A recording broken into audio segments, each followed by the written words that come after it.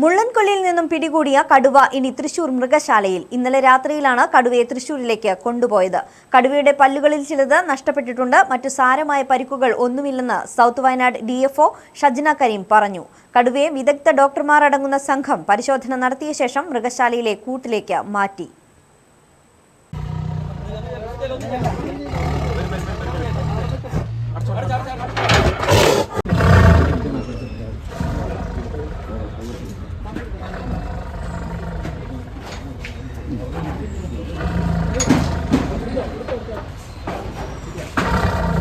ആഴ്ചകളോളം പുൽപ്പള്ളി മുള്ളൻകൊല്ലി മേഖലയെ ഭീതിയിലാഴ്ത്തിയ കടുവയാണ് കഴിഞ്ഞ ദിവസം പിടിയിലായത്.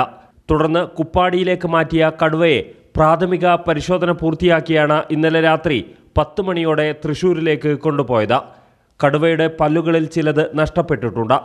സാരമായ മറ്റു പരിക്കുകൾ ശ്രദ്ധയിൽപ്പെട്ടിട്ടില്ലെന്ന് സൗത്ത് വയനാട് DFO ഷജ്ന കരീം പറഞ്ഞു. മേജർ ഇഞ്ചുറീസ് എന്ന് പറയാൻ പുറത്തേക്ക് ആ രീതിയിലുള്ളത് ഡോക്ടർ തന്ന ഹെൽത്ത് സർട്ടിഫിക്കറ്റിലില്ല. പക്ഷേ പല്ലുകൾ പോയിട്ടുണ്ട്.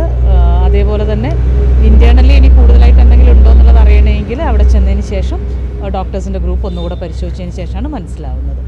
എന്തായാലും പല്ലുകൾ പോയിട്ടുള്ളതാണ് ഒരു മേജറായിട്ടുള്ള പ്രശ്നമുള്ളത്. രാവിലെ 5 മണിയോടെ തൃശൂരിലെ മൃഗശാലയിലെത്തിച്ച കടുവയെ 8 മണിയോടെ വാഹനത്തിൽ നിന്നും ഇറക്കി.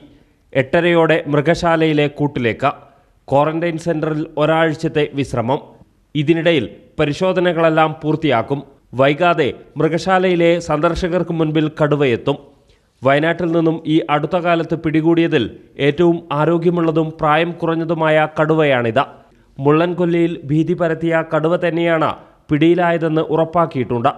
വീണ്ടും കടുവയിറങ്ങിയതായി ആളുകൾ അറിയിക്കുന്നുണ്ടെങ്കിലും പരിശോധനയിൽ കണ്ടെത്താൻ കഴിഞ്ഞിട്ടില്ലെന്നും DFO പറഞ്ഞു.